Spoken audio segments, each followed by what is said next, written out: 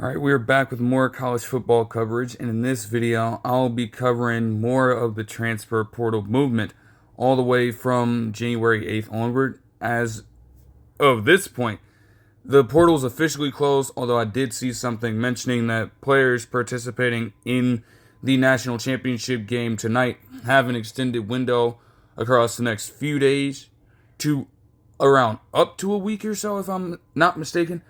So if I take too much time in this one going over some of this other content, my plan was to make a video or make a portion of, this content talking about specific classes from certain teams across the college football landscape. So if I reach a certain point in this video and I'm not off this, I could save that for part 3, or I could merge that into the latter half of this particular video. But there has been a lot of movement generally. So, even though there may be a little bit of structure with me just going across the last week and some change, there's still a ton of names that jumped out to me. Some I wasn't familiar with. Some I know and fully have an experience with in terms of watching them and things like that. But to get straight into it, we have one of these names that I wasn't aware of earlier on. However, as a 3-star interior offensive lineman, JMU's Trent Wilson would transfer to Iowa on the 8th to start off things there. And by the looks of things, because as I've been saying, interior offensive line can mean a number of different things.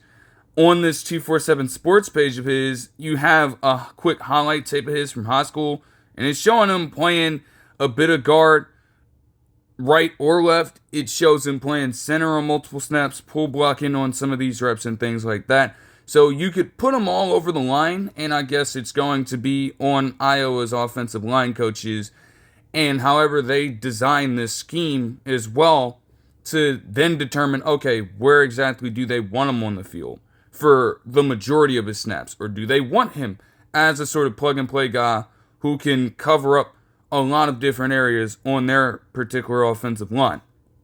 The thing about this is that we know what Iowa wants to do predominantly when it comes to their offensive system. Even if the scheme may differ from a year-to-year basis, you know exactly what you're getting from this offense. They want to build out their trenches as well on both sides of the ball. They want to have those kinds of guys. This man is 6'3", 298 pounds. And you can imagine that they are doing the same thing on the other side of the football as a sort of counter. That is the identity of their football team. And when it comes to them, especially when you look at running the football, that kind of versatility, if he can possess it, if he can harness that on the offensive line, can go a long way for them. He has, I don't know, here it's weird because it's saying he only has about a year of experience. However, he's been at JMU since 2023. He's been in their development system, I suppose. He hadn't been a starter. And then they listed him, getting a few opportunities in 2025, but I guess not enough to substantiate him wanting to stay there long term. So, depending on how they work this out, Iowa could be getting themselves a very good prospect here.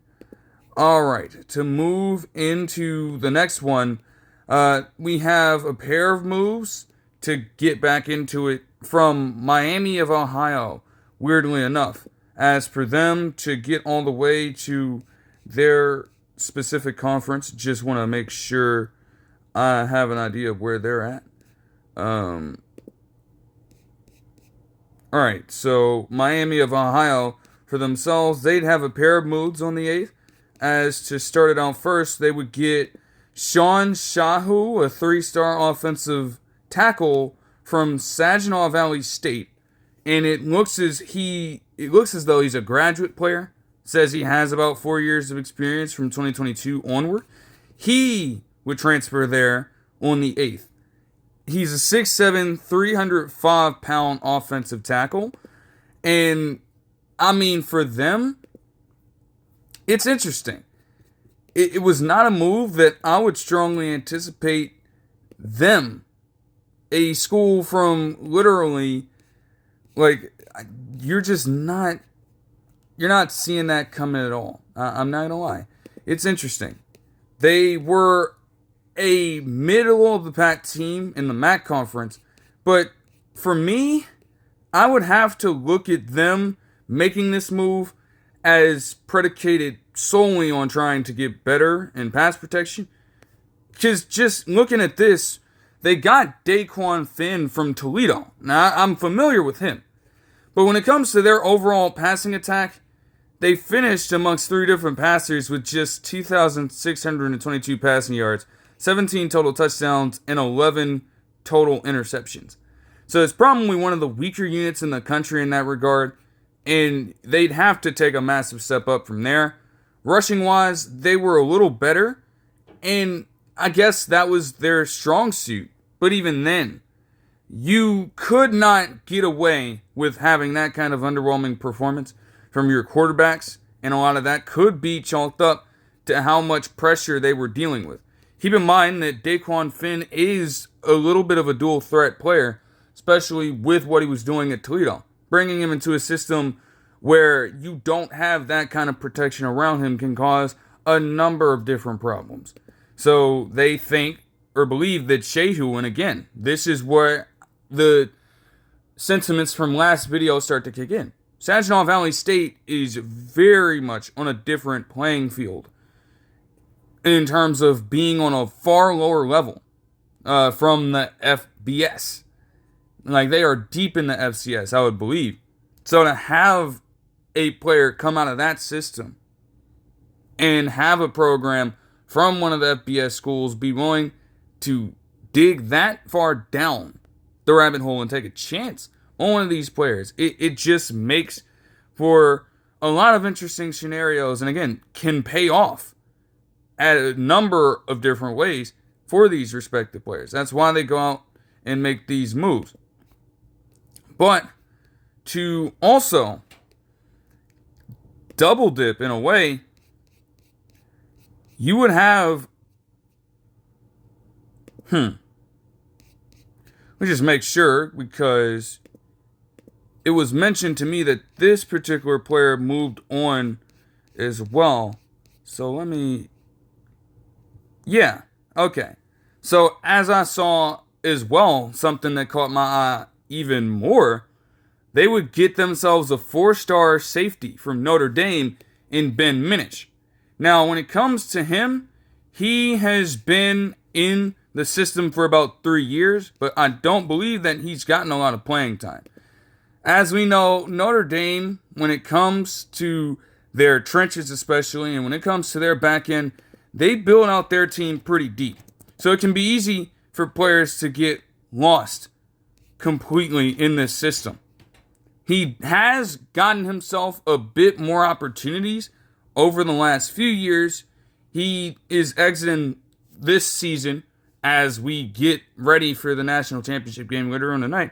He finishes this season as a redshirt sophomore, and in this season, he appeared in 12 games, had a single tackle, however. So it's kind of like, you could still say that he was experiencing more of a backup role with this squad in favor of a lot of other different players. Between the Christian Grays and Leonard Moore of the world, he wasn't seeing the field a ton. So being able to go to a school that's on a bit of a lower level, but have an opportunity to become the de facto starter for them outright, could prove to be a great idea from Minich's perspective. And it would genuinely be interesting to see how that goes. For another move, you would have Logan Mackey transfer from Weber State to Wyoming. And I believe that they are also, just to get the conferences right, yes, they're also in the Mountain West Conference. And with him specifically, he's a 3-star cornerback. He also has 3 overall years of experience, and he was formerly of Army as well. He transferred there hoping for a much better avenue of playing time, and in a similar way, he might have been denied that. One can very much question that with him being at a school on a far lower level, but for Wyoming, in this case, it's not a bad get for them at all. To look at Wyoming's season, because I'd want to search him up specifically, but they don't even have him in the college football reference database for some reason. They were one of the worst teams in the country with a 4-8 overall record, and defensively, they were solid on the year, surprisingly. Now, again, strength of schedule and quality of competition might not end up being placed in their favor at all, but on the season, to have the 30th best defense in terms of points given up, that's pretty damn good. I'm not going to lie to you. So, on the one end, you don't have a team that performed great last season. But on the other end, if defense could become their calling card, there's a chance for them to take a step up this season. And so they're heavily investing in that. And it started with them taking a chance on a guy in Logan Mackey to come to their program. But he would be far from the only defender, obviously, to make a switch, as you would have a player that I'm a little more familiar with in Randon Fontenette, former safety, and they even have him listed as a linebacker on the database, of Vanderbilt. He would transfer to Colorado on the 8th as well. In his true junior season with Vanderbilt, a season of glory for that program, he had 52 total tackles along with 6.5 tackles for loss and 6 pass deflections along with a forced fumble on the year. So he brings some solid versatility to that Colorado unit. And man, they defensively desperately need that caliber of player on their team. Like, it's been an issue for them ever since Deion Sanders has been in this program. They cannot stop a lick on that front. Like, to look at their season overall last year, because it, again, represents yet another case where you have these supposed expectations and you just fall completely short because of the fact that in your own conference, you don't even stand a chance against some of these teams at this point. They gave up 30.5 points per game to be ranked as essentially one of the worst defenses in the FBS. Point blank period. 112th out of 136 teams. In a 1-8 conference record. Like, it was just atrocious all around. You could take a look at some of these games for yourself. They allowed every single one of these teams, it felt like, to just run roughshod all over them and to just air them out completely. The way that Arizona finished out their season against SMU in the Trust and Will Bowl, Trust and Will Holiday Bowl, which I did not end up talking about but did watch, you would think that they'd have these struggles consistently throughout the year, and yet they allowed them to put up 52 points against them in an absolute blowout. They allowed 36 points to Houston in a loss, and they allowed Utah. We don't even talk about that Utah game. They beat their ass by 46 points. And a lot of that dealt with, again, not having quality run support. It was bad enough that Colorado themselves struggled to really generate enough rushing offense throughout the course of the entire season, averaging just 3.6 yards per carry amongst all rushers. That was bad enough. And yet you yourself, on the defensive front, could not do anything to limit them. So it's like, geez, bro. Like, what at that point, what the hell are we really doing right now? It's crazy. So Fontenette is definitely a good player to start out with, but the key for Colorado is to keep on attacking that. You can't just stop there. Like, the defense, and yes, I guess Deion Sanders, under his, tenure there, I mean, he showed you how it was going to be in the transfer portal with him literally telling people, getting people in a room together and telling them off the rip that most of y'all aren't even going to be here by a certain point of time. and then having essentially a mass exodus in one of the largest off seasons in terms of player movement for a college football program ever. So it could be the same way here, but it might genuinely help them to focus specifically on the defensive side. And again, also with some other news, maybe a little bit of love to, finding some sort of offensive tackle replacement. Keith Jones Jr., a safety from Grambling, if I'm not mistaken. No, running back, I should say. Hold on, let me go here real quick. Nonetheless, Keith Jones Jr. would transfer from Grambling to Penn State. And for him, just make sure I got the position right before going into this. Okay, so scratch that. He is a wide receiver, 6'4", 185 pounds from Grambling State. And that is definitely a move that I did not expect to see at all. But here we are. That's why we are talking about it. Because, again, to just fluctuate it with players that I know, you're not going to learn much.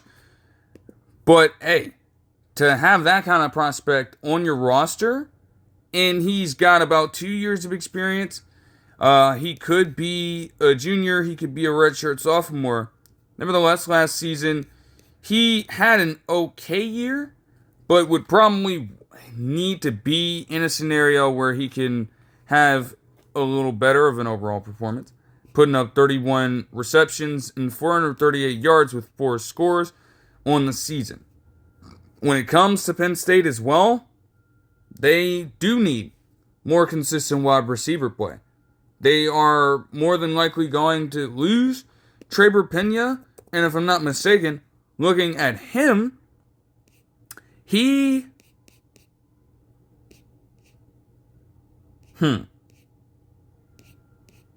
Yeah, they'd have to see what happens with him. But again, a lot of the other receivers that they did get in, that's where this could be a bit of a downside. Because you look at Cameron Hudson, he was a transfer wide receiver and didn't even really perform all that great on the year. And you're, again, constantly having to cycle through a lot of different talent on that team. So they need to make sure they get more consistent at that position this year. And it's not a bad start, but I don't know. It could sneak up on some teams. If you're in Penn State's position, though, at the time, maybe their idea was to go elsewhere. And with some of the receivers off the board already, this might have felt like a pivot move for them just to try to save face. You would hope that it works out for Keith Jones Jr., though. Because if he is given an opportunity in that system to potentially perform alongside him, well, he'd be one of the core pieces on the team already. So it'd be interesting to see how that looks.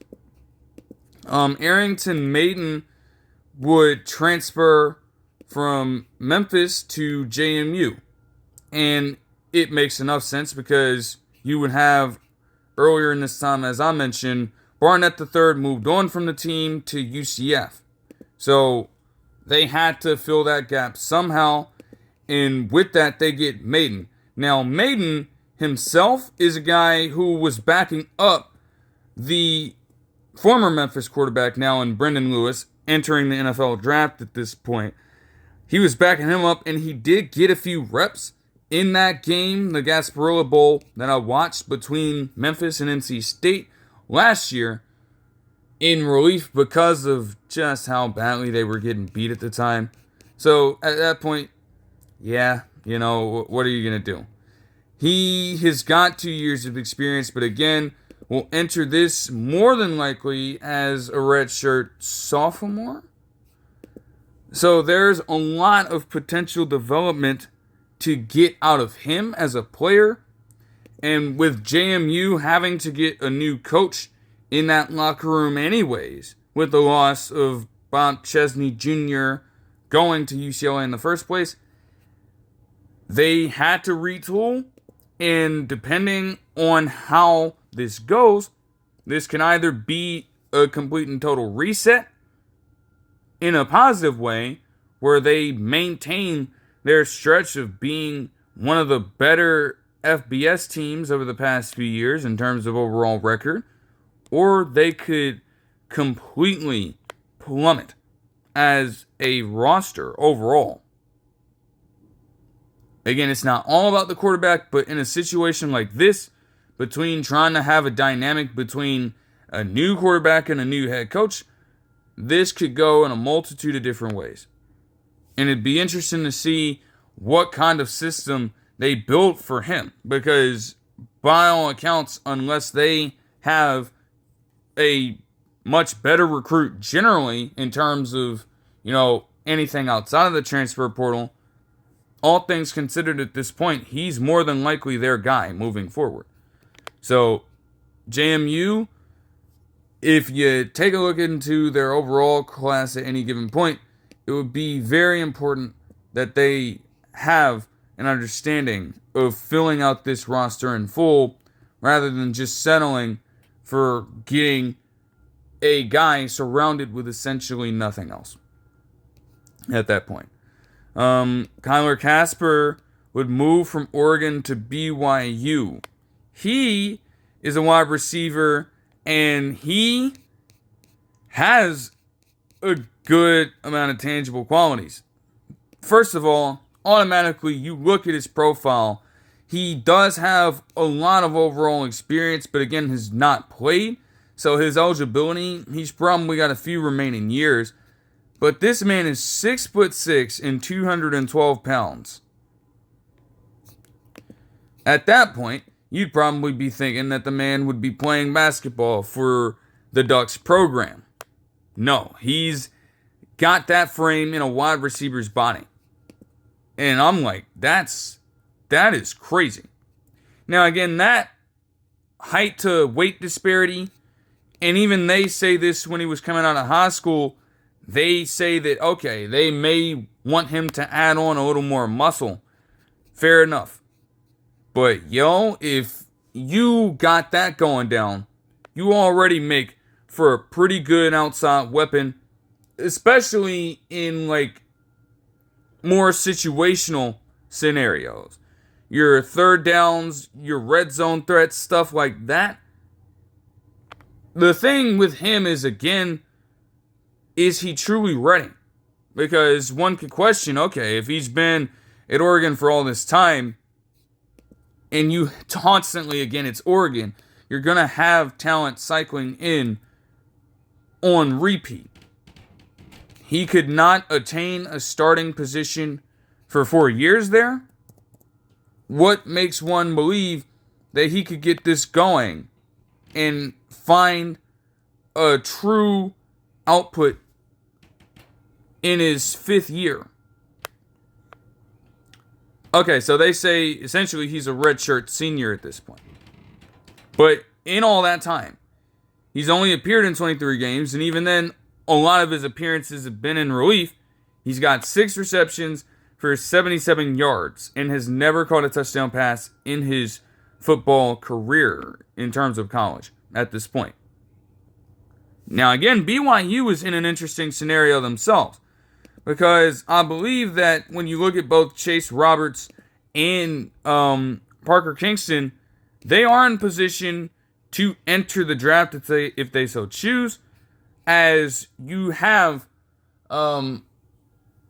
Roberts finishing out essentially his redshirt senior season, if I'm not mistaken. And when looking at Parker Kingston as well, he is also a guy who has been in their program for a good number of years. He is a redshirt junior. So, who's to say that Casper doesn't find himself getting at least a higher amount of concentration of reps on the field, with those guys potentially being on their way out? It's a huge swing to take, especially for a man that just, again, by sheer talent dominating him and not allowing him to get a shot at any single point of time, he's now got a chance to establish something in BYU if they are willing to give him his shot. You would have London Merritt transfer from Colorado to Clemson. In his case, Merritt is an edge rusher from Colorado at this point. 3-star player, 6'3", 250 pounds, and it looks as though he's going to be entering his true sophomore season. That could be potentially dangerous. When looking at Merritt's season, seeing as he is a true freshman, one might not expect him to get a whole lot of reps. But even in limited action through 12 games, he did put together 25 total tackles, 8 tackles for loss, and a sack. That ain't half bad at all. And you take him to a program like Clemson, still being headed by a defensive-minded coach in Dabo Sweeney in a way. I mean, that could be a match made truly to fit the best attributes of each other in that situation. Like, there is a lot of upside that comes with this particular move. You can mold him into an elite, and I mean elite, edge rusher. Yes, Clemson has ironically struggled with that over the years. To have that turn into true NFL talent, with the exception of a few players like Christian Wilkins, and I mean, even then, that's an interior guy. But, man, that is a strong move. You would have DJ Lagway transfer from Florida to Baylor, which is just, oh my, like, wow. Wow. Now, that begs the question for me, because in seeing that again, you had them, Aranda and Lagway, sitting together at the game between them and Iowa State in basketball. So I guess that was a foregone conclusion at that point. But it makes things even more interesting for Sawyer Robertson in this scenario, because it's like, as far as I know, I don't know if okay, he joined in the Senior Bowl, as I'm seeing here. So it looks like Robertson's out, which clears things up. I'm about to say, like, if Robertson was returning there for another season, and you have Lagway coming in, well, then it's like, okay, what's the fucking point of getting him in the transfer portal if you still have your main guy there? It doesn't really make much sense to me, but I digress. You would have Todd Bartram move from Harvard to UCF, and when it comes to him to go over to UCF's entire class here, going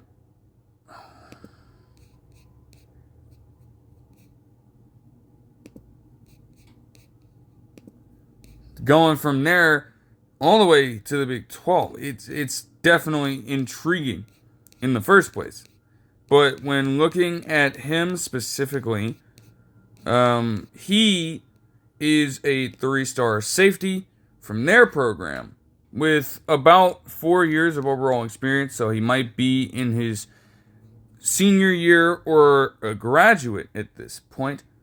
Nevertheless, when it comes to him, across his football playing career,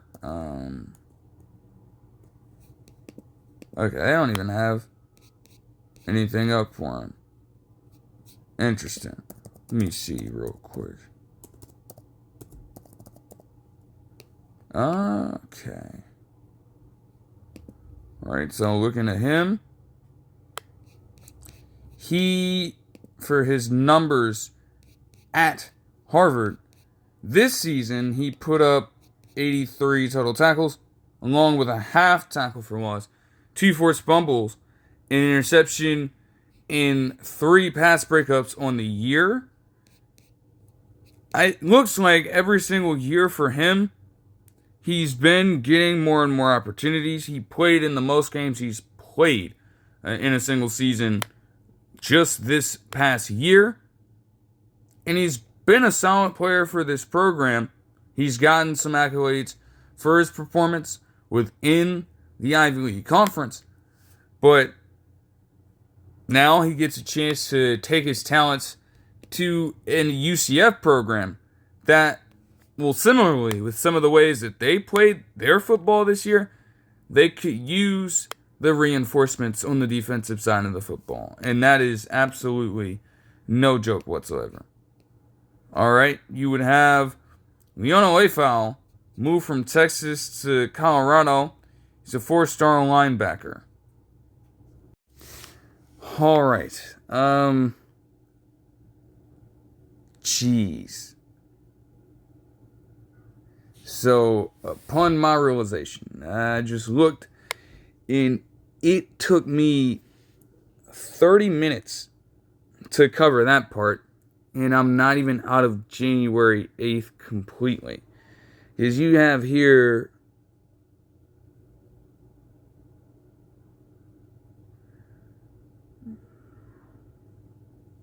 11 different players. And I have a ton, and I mean a ton more, throughout each and every single day. One of the things that made the last video much better, in my opinion, in this regard, is the fact that I, again, was genuinely just being curious, looking through the entire thing, and, coming across different trends and things like that, or having a specific move catch my eye and then expanding on the point there. For whatever reason, taking the spirit out of that entirely, I decided to just try to look at a bunch of different players across a bunch of different days and just try to jam it all in there together. And that's where I fucked up. Like, I can put this into perspective with this, like all this different stuff. All this different stuff going on here. It's a lot of different players. And again, by no means are these things terrible. It's just that, man, that is a lot of names to go through. And I would have a fair amount to say about most of them. Again, like hell, you see one right here, Malachi Nelson, transferring to Syracuse, which is actually a really damn good move for him, considering that Syracuse has been through Kyle McCord and Steve Angeli over the past few seasons. One didn't really go so hot as Angeli would go down with injury, but we know how McCord performed and turned into, honestly, one of the better quarterbacks in the nation when he came to this program from Ohio State. If Malachi Nelson can harness something like that in his time there and truly assert himself as one of the better quarterbacks in the nation, that could accelerate a ton of development in his perspective. And there are a lot of different moves like this to expand upon as well. I mean, hell, one of the things that caught my eye as I was looking through everything, and maybe I wouldn't have caught it in time if I had just gone about it randomly. But this, to see that name, is just crazy. It's a very small world we live in that regard. I didn't even know that he was at Wake Forest at this time. Backing up Robbie Ashford, I assume, or being buried a little bit, deeper in the depth chart. Now you go to Liberty, where Kadon Salter was formerly at. And they probably, in the Conference USA, need all the help they can get. So I would really watch out for this as well. This could be a pretty sneaky move in due time. Not to mention, you had another player from Washington, Hunter Sold, a long snapper, go to Florida as well. Florida has also made a ton of different moves over this course of time. So they are another team that could be incredibly, incredibly dangerous. But again, even with that, again, to try to go through every single one, there, I certainly wouldn't hit the mark. Not even close.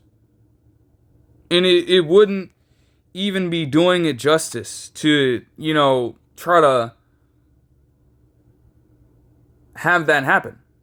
Like, I would definitely not hit the hour and 15-minute mark in that scenario with that sheer number of names. But it wouldn't even really feel just, I don't know, yeah, in some cases, especially with some of the players that I'm not as familiar with, it would definitely have helped me out to probably read a little bit more into them, for sure.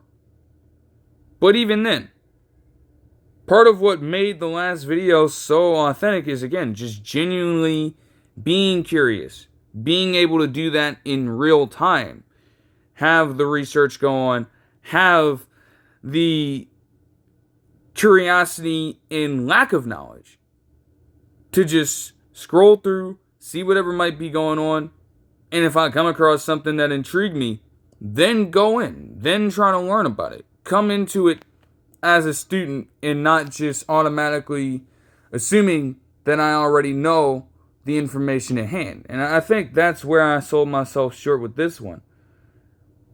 I suppose the only thing to do now is really to just rattle off the rest. I mean, especially for those that may still be watching at this point. That's generally not how it is with my channel, and that's not something I'm particularly worried about. But I don't know. In the first half, you get a bit of that still, I guess. But it doesn't feel the same, and it would be right from my perspective. Even with me having ample time to get this out, potentially reroute, potentially do something else, it just doesn't even make any sense for me to try to stretch that point. And I guess with that, I'm for damn sure going to do a part 3. I'm going to finish this off. I suppose I'll continue to rattle off the names aside from those that I already just discussed. I'll handle those, and I'll finish this one off from there once I'm done going through the last name. But this is most certainly going to need a follow-up. And as I said, it'll be much better for me to look through a good number of overall classes. And my intent there was to not just focus solely on the Power 4 conferences, but to also blend in some of the other material from other conferences in the college football world as well. So that would be much better there, I would think. It would allow me to get back to that point of just not really knowing fully what's going on, but having at least a little bit of a foundation with enough gray area to still make something authentic out of it. Because that's the most important thing at the end of the day. Like, there is always something new to learn about a specific idea, about a specific thing, about a specific person on any given day. So I sold myself short by just, going through, getting all these names down. Like, it was definitely a long process to have to go through and get it done. Because at that point, the database is moving slower. But even with that going down, that was probably for a reason. Because this is just, it's not, it does not even feel like the right thing to do in this scenario. It does not do it justice. You, of course, want to give context, and you want to make sure that you aren't treating anybody like they just aren't worth anything at all.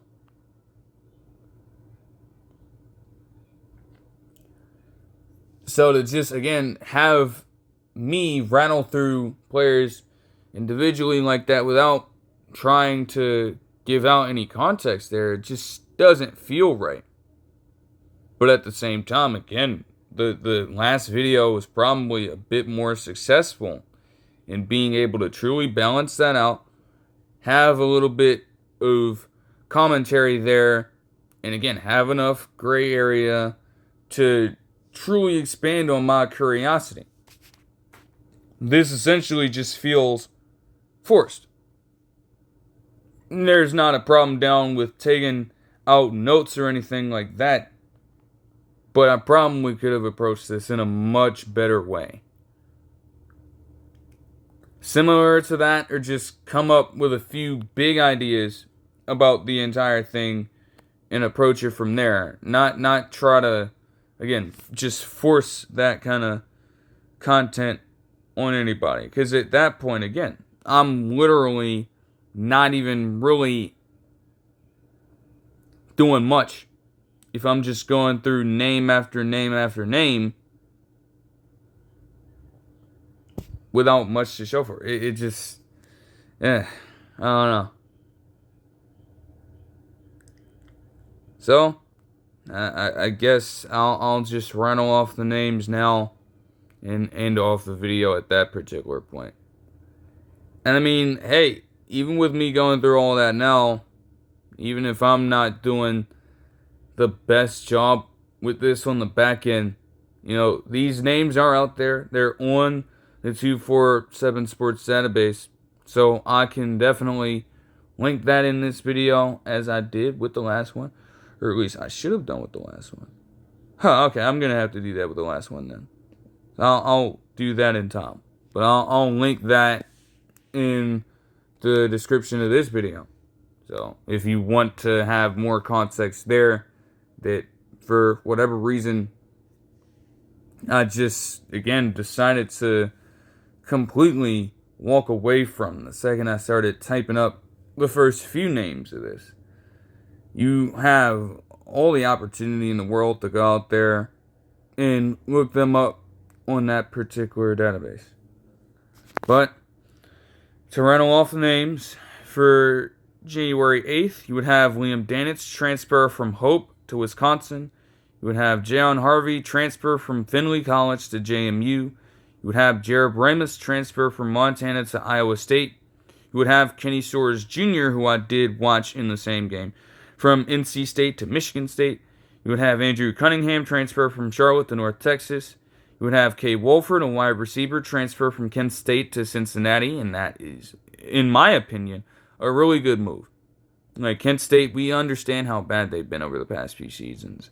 But to have him as a 4-star talent, if I'm not mistaken, make it to Cincinnati, a team that'll need some wide receiver pieces, like, that's a pretty good get out of the transfer portal. Reed Swanson would transfer from Colgate to Boston College. Another wide receiver. Xavier Gilliam would transfer from Penn State to Tennessee. Bryant Williams would transfer from Louisiana Lafayette to Arkansas to round out that day. On the 9th, TJ Metcalf would transfer from Michigan to Tennessee as a cornerback. Elijah Holmes would transfer from Wingate to Buffalo. Trey Richardson, a wide receiver, would transfer from Vanderbilt to Louisville. Pretty solid pickup, seeing as I think their wide receiver is closer to entering the draft as well, so they're building out a solid core over there. Sabor Kareem would transfer from Illinois to Temple. Melvin Hills III would transfer from Texas to UConn. Justice Haynes, the running back from Michigan, again, a guy who was honestly, through the first few games of the season, in potential Heisman candidacy, if not for the injury he suffered early, that eventually took him out for the rest of the year. And it kind of hurt that Michigan offense, although they were still okay in terms of the rushing attack. But he would provide a pretty good punch, as he would transfer to Georgia Tech on January 9th as well. Pretty good for them. The Haynes backfield, as I said in that particular moment, ain't gonna die out just yet, because he is truly a great talent.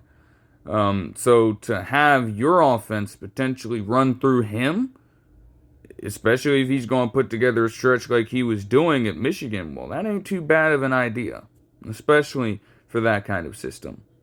Brent Key's going to absolutely love him as a prospect. Walker Lyons would transfer from USC to BYU. Eric Singleton Jr. would transfer from Auburn to Florida, another wide receiver for them. Jasir Whittington would transfer from Pitt to Nebraska. Darnell Bryant Jr. would transfer from Northern Colorado. I'm very familiar with Northern Colorado and the fact that I made them a, team builder in college football and ran a dynasty with them in 25. He would transfer to Central Michigan. DJ McKinney would transfer from Colorado to Notre Dame. Malachi Henry would transfer from Central Arkansas to Cincinnati. Drayton Fulbright would transfer from Oklahoma State to UAB. And to round out the day, Caleb Oliver would transfer from Wofford to Buffalo. On the 10th, we would have Mike Peterson Jr. started out, transferring from Florida to Florida A&M and HBCU. Brock Riker would transfer from Texas State to Penn State. Wes Tucker would transfer from Baylor to Abilene Christian. Cam Champa would transfer from Northern Colorado to Arizona. Edwin Joseph would transfer from Florida State to Ole Miss. Max Johnson would transfer from North Carolina to Georgia Southern. Chaz Coleman would transfer from Penn State to Tennessee. Hunter Provience would transfer from Montana State to NC State. Noah Carter would transfer from Alabama to Georgia Tech. Another great pickup for them. Quayshawn Brown from Duke to Virginia Tech. And yes, it would be confirmed that Jonah Aguero would enter the transfer portal. He would, in fact, move to Ole Miss. If you can't beat him, well, join him. Boo Carter would transfer from Tennessee to Colorado. Rasheem Biles, the linebacker, would transfer from Pitt to Texas to automatically make up for them losing Leifau, which is solid in that respect of an exchange. You would have a Boston College 4-star player in Thornton, along with Vondravius Jacobs, a wide receiver from South Carolina. They would both transfer to Miami out of Florida on this day. Bryson Washington, the running back from Baylor, would also follow in Jackson Arnold's footsteps. Is that really a good thing? I'm not sure, but he transferred to Auburn as well. They need a rushing attack, a consistent one after just falling off of a cliff completely last season. They had to have, by efficiency, one of the worst rushing attacks, definitely in the SEC and potentially across the nation. And Bryson Washington, I believe at this point, he's a true, let me see that when it comes to Bryson Washington. To be brief about it, with him, I believe that he is, okay, so he'll be a true junior entering this time. Redshirt junior, okay. Fair enough. Nevertheless, he projects to be a very solid piece for them. Bit of a down year overall, but he's got the potential. If he could go for 1,028 yards and 12 touchdowns in his second year in the system, Auburn, would love to have that. Just a piece of that at that point. So that makes sense. On the 11th, Rodney Nelson would transfer from Monmouth to Maryland. Johnny Shepard would transfer from Washington State to Temple. Steve Chavez Soto would transfer from San Jose State to Utah. Amarian Fortenberry would transfer from Kansas State to USF. Cam Vaughn, the wide receiver that I had talked about in the last video, he would also transfer from West Virginia to Miami of Florida. Damn. Tyron Warren would transfer from Alcorn State and HBCU to NC State. KK Smith would transfer from Notre Dame to Michigan State. Mason Humphrey would transfer from Lehigh to North Carolina. Xavier Stiles would transfer from Robert Morris to Iowa. Dallin Hayden, formerly of Ohio State, would transfer from Colorado to Memphis to become their lead back. Christian Clark, the true freshman for Texas, with all of their moves in getting Hollywood Smothers and also Raleigh Brown, he would transfer out because at that point you're forced to. There is no room for him to contribute in that current system. So he would get out of there and transfer to South Carolina.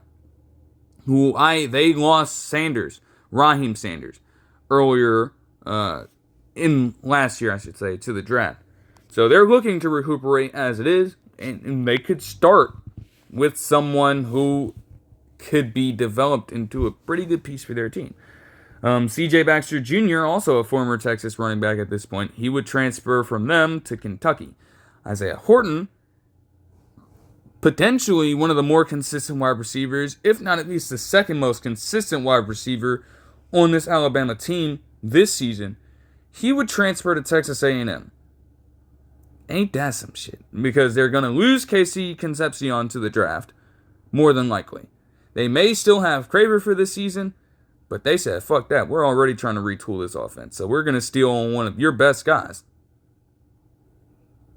And, hey, I mean, it clears up room for Ryan Williams and, I guess, Latsier Brooks as well, with him emerging at the tail end of the season, but, yo, that's a steal. That's genuinely a steal. John Randall Jr., I mean, the correlation's there. It's obvious. Would transfer from Purdy to Utah State. Interestingly enough, he plays on the offensive side of the ball. No, all the sons of the former NFL players do not have to, if they do decide to enter a playing career in the first place, they don't always have to take on the same side of the football as their father would. We know John Randall was a monster on the defensive line, obviously. And to think that he was an undrafted player at that point, making that kind of impact on the Vikings. That's why he gets the respect he does, generally speaking. And his son is now out here blocking those interior defensive linemen. It's a pretty interesting turn of events. Andre Jackson Jr. would transfer from Hampton and HBCU to Western Carolina. Theo Merlin Erstrom would transfer from Texas A&M to SMU. And to start out action for the 12th, Jaden Sanders would transfer from Michigan to Notre Dame. Draylon Miller, another wide receiver, formerly of Colorado, would transfer to Baylor to help them recuperate a little bit after losing some of their talent there. Cash Hudson would transfer from Missouri State to USF. Charlie Wellabin would transfer from Iowa State to Missouri S&T. And I'm not going to lie to you, this warrants a brief search because I genuinely, and again, if I had approached this in a different way, I'd be going all in on this part here. And these are the moments that, again, made that video turn into what it was. It just sucks that I was not able to, again, through my own doing, that's ultimately on me at the end of the day. I can't really provide that same thing in this time. But as I said, I'm going to do a part 3 for this. I'm going to make sure that I give this its fair share of justice. And, I mean, I'm going to do much better in that regard for those that do end up watching it. Because this is just, this feels so bad. But yeah, Missouri S&T, it's in Rolla, Missouri. Pretty decent size of population. I've genuinely never heard of that before. So it's interesting. Now you have an inverse.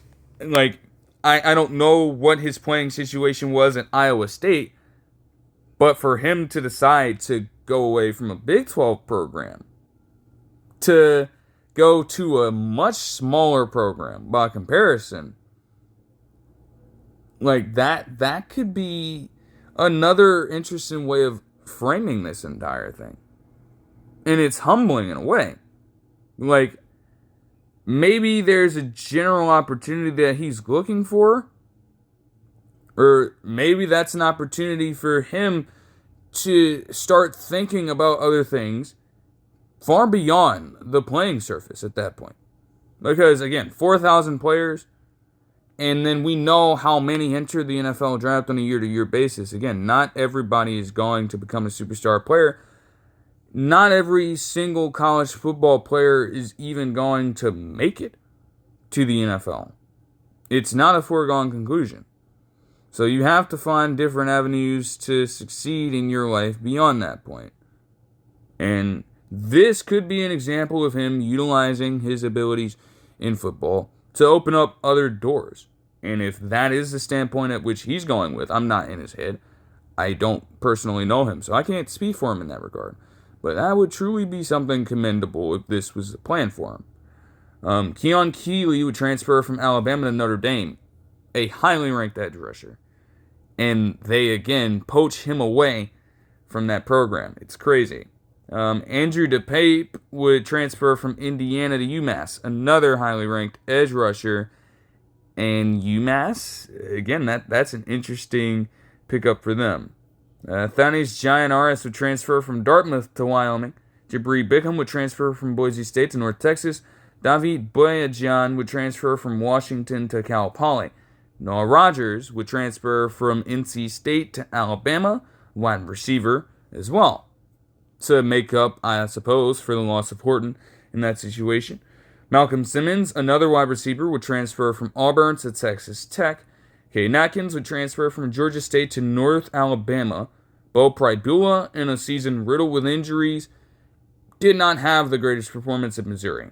And with that, he would decide to transfer to Virginia, along with Eli Holstein the next day, making for a pretty, like, that could be a confusing quarterback battle. Especially if Chandler Morris also comes back for another season. That could be chaotic. But I digress. Cade Olave, a highly ranked linebacker, would transfer from Cal to BYU to help them bolster their front. As if they need any more reinforcements with the defense that they had last season. Sammy Omasigo would transfer from Oklahoma to UCLA. On the 13th, Rico Flores Jr. would transfer from UCLA to Virginia. Dyson McCutcheon would transfer from Washington to Middle Tennessee State. Marquise Groves Killebrew would transfer from Arizona to Cal. Aaron Nolan, formerly of Ohio State, recruited there at least, would transfer from South Carolina to Memphis to take what would have been Maiden's role if he stayed there. If this is actually Aaron Nolan's chance to contribute to a football team, it'd be interesting to see what they do with him and how he performs next season. Genuinely. Dallas Winter Johnson would transfer from Tulane to Oklahoma State. Joey Olsen would transfer from USC to New Mexico.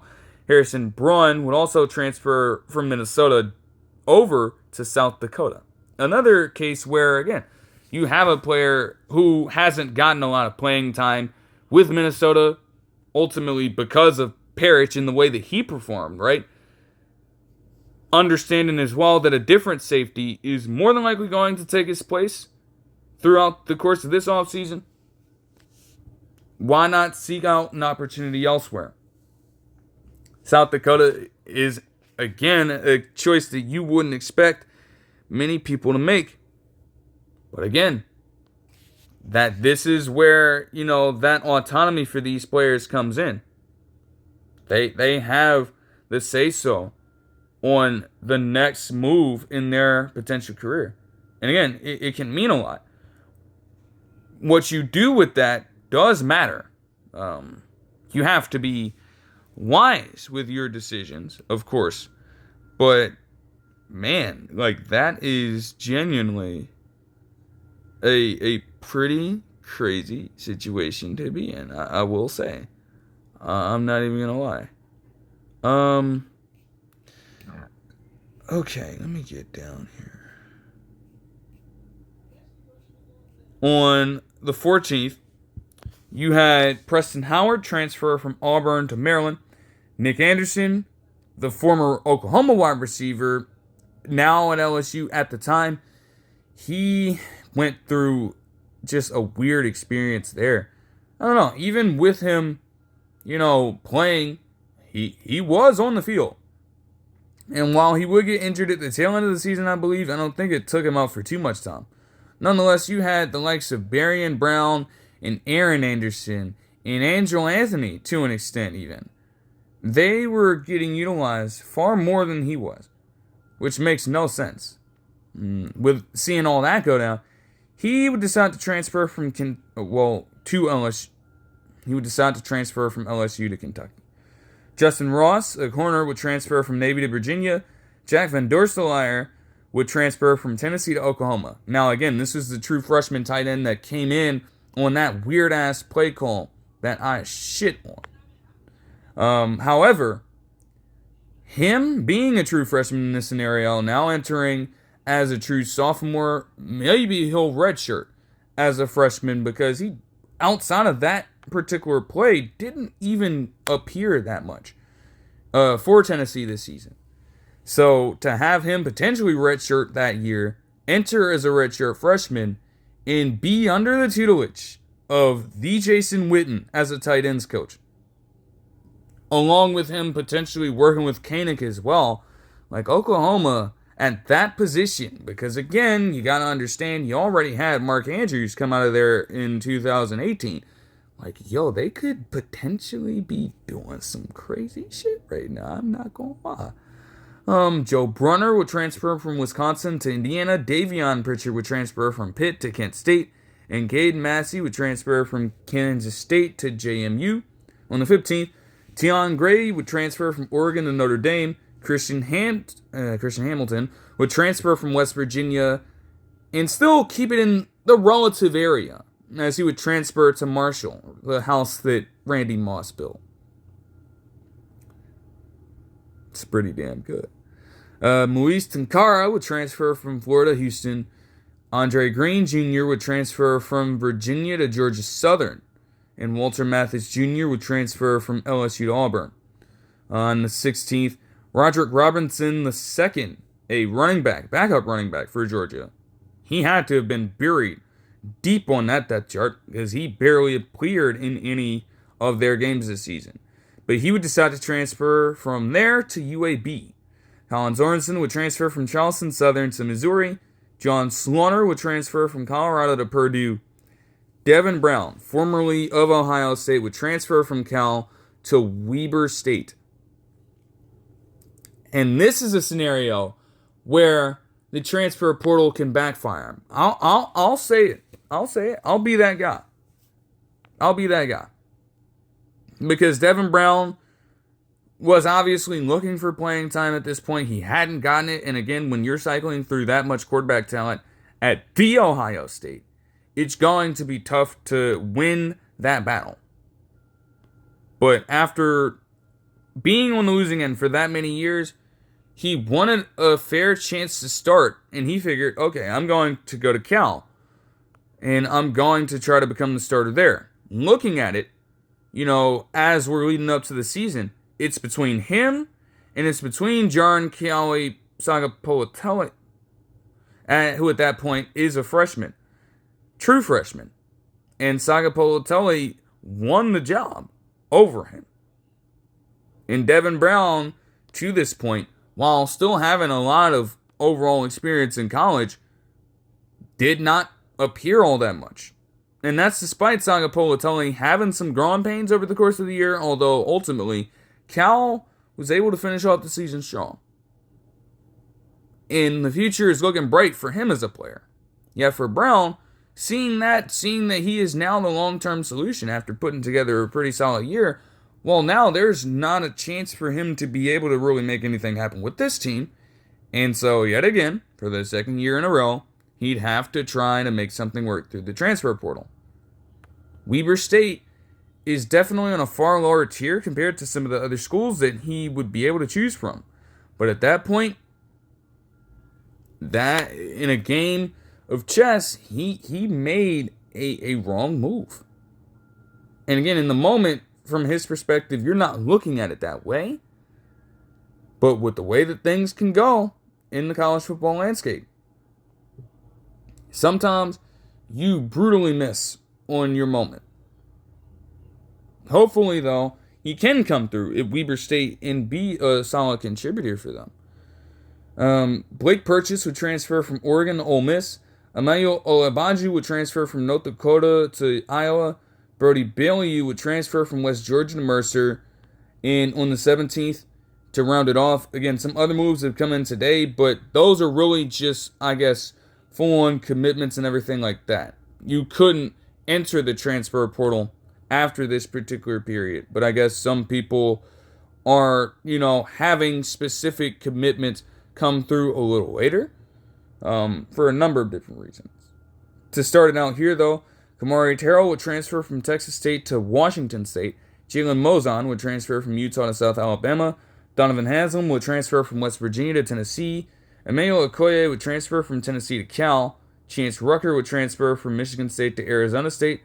R.J. Johnson would transfer from Florida A&M to UMass. And this is a running back, I believe. Like, wow. Samu Tamanu Pepe would transfer from Baylor to Colorado. Armando Nieves would transfer from New Mexico State to South Carolina. And Cooper Perry would transfer from Oregon to Cal.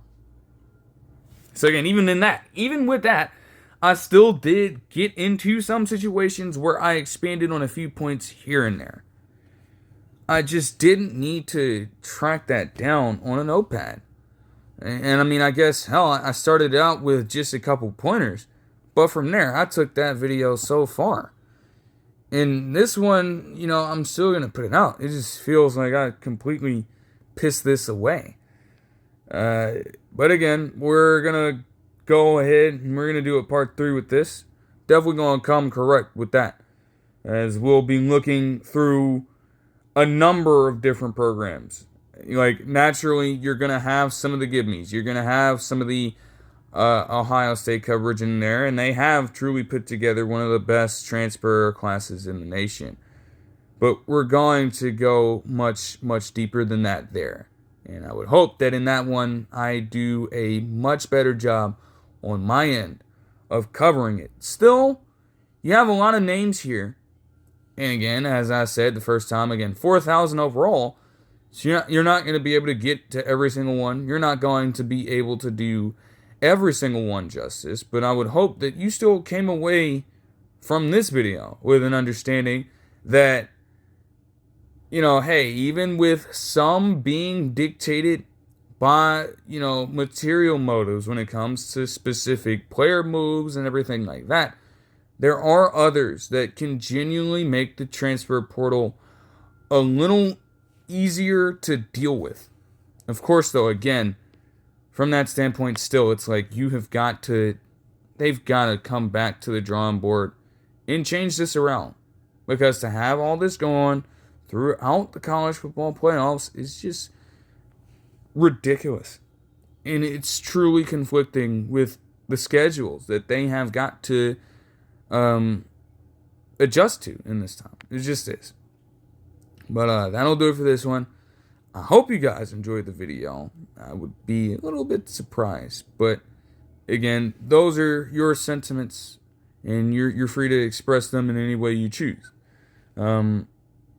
I will see you guys in the next one. Peace.